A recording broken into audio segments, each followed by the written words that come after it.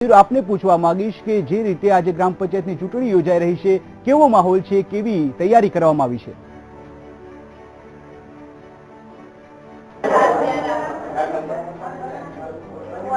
બિલકુલ રાજ, જો વાત કરીએ તો નોટબંધી જે ચાલી રહી છે ત્યારબાદ આજે જે ગ્રામ પંચાયતની ચૂંટણી છે જેની અંદર 8,954 જે ગ્રામ પંચાયતની જે ચૂંટણીઓ યોજાઈ છે.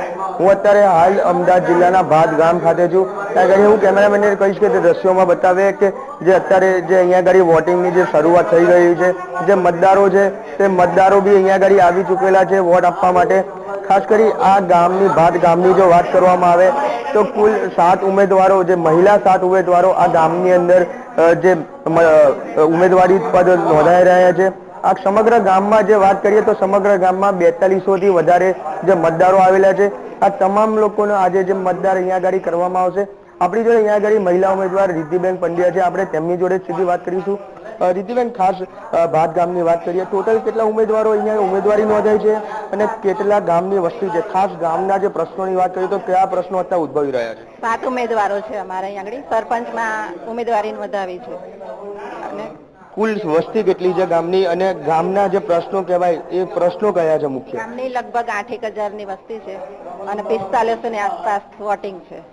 પ્રશ્નો ખાસ જે કહેવાય કે ગામના જે પ્રશ્નો છે, કયા મુખ્ય પ્રશ્નો છે ગામના? ગામમાં મુખ્ય પ્રશ્ન પાણીનો છે, પછી પશુ દવાખાનો છે, પછી હોસ્પિટલનો પ્રોબ્લેમ છે, એટીએમ નો પ્રોબ્લેમ છે, 108 નો પ્રોબ્લેમ છે,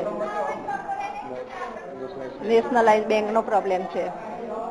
ખાસ કરી જો વાત કરીએ તો જો સરપંચ તરીકે તમે ચૂંટાઈને આવો તો સૌ પ્રથમ ગામમાં કયા પ્રશ્નોનો નિકાલ લાવવાનો પ્રયત્ન કરશો? ખાસ તો પાણીનો પ્રશ્ન પહેલા કરીશું, પછી હોસ્પિટલનો પ્રશ્ન કરીશું.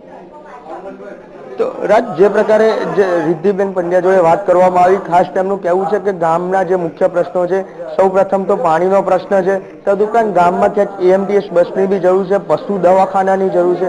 ગામની અંદર ક્યાંય નેશનલાઇઝ કોઈ બેંક નથી આવેલી તો બેંકની બી જરૂર છે. તો આ તમામ પ્રકારના જે પ્રશ્નો છે તે પ્રશ્નોનું નિરાકરણ લાવવાનું છે. જ્યારે સૌ પ્રથમ જો રિદ્ધિબેન ચૂંટાઈને આવે તો તે સૌ પ્રથમ જે ગામમાં પાણીનો પ્રશ્ન છે તે પ્રશ્નનો નિકાલ લાવવાનો પ્રયત્ન કરશે. ગામની અંદર સૌ પહેલા તો જે બોર છે તે બોર મોટો કરવાની જરૂર છે. તે બોર મોટો કરવા માટેના જે સમગ્ર જે કામ છે તે શરૂ કરવામાં આવશે. બિલકુલ મયુર, જોડાયેલા રહેજો.